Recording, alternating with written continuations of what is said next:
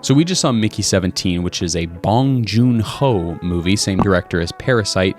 It's another it's a Plan B Entertainment film. Excuse me. It's adapted by the novel Mickey 7, which I knew nothing about, but this movie was really fun, really cool. Strange, kind of like Parasite, but felt less strange than Parasite. A little more adapted to maybe American audiences. I'm not quite sure, but the movie really focuses kind of around consciousness and perception of life and death in sort of a continuum of your consciousness, regardless of body and physical form.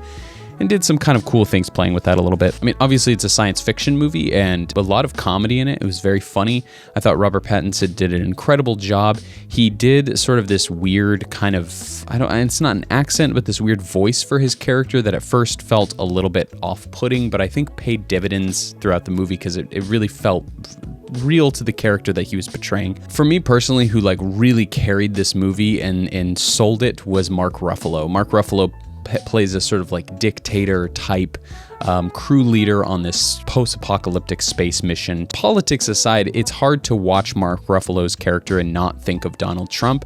I don't think it was supposed to be Donald Trump, but there was definitely some inspiration from the character, just from a personality and the way he looked. Don't let that influence your opinion of the movie, please, because his character was such a fun and a funny addition, and his wife, who is played by Toni Collette, and the two of them were just fantastic, and I thought every moment that those two were on camera was just like a laugh fest for me personally. There weren't really too many downfalls from the movie. I think if anything, it kind of suffered from some of the same thing that I feel like a lot of movies do lately, which is just frankly, it felt a little long.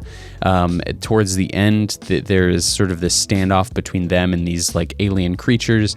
And I felt like that could have been a little tighter. It just kind of got redundant a little bit with some of the messaging. And I think for me, my interpretation of it, the messaging kind of was one thing, and then it sort of switched to a different sort of allegorical messaging and meaning at the end.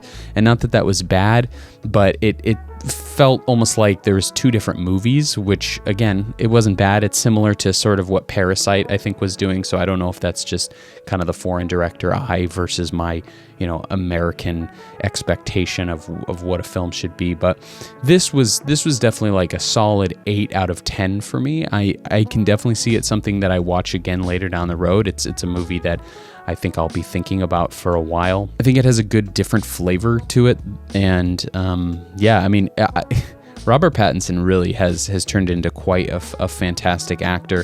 He plays himself as two different characters, and I'm maybe there's an example that I'm not thinking of, but I just in the movie was thinking this is the best I've seen this. He, even though he was the same person, but like a clone, there was some really distinct nuanced aspects to his body language and the way he portrayed the two characters that made them feel very different. You kind of forget that it's the same actor, and that's a hard thing to achieve, I think, as an actor. So props to him for it. But Mickey 17, 8 out of 10. Definitely check it out. I think it's totally worth a theater watch, and if not, for sure something to watch on streaming services when it becomes available.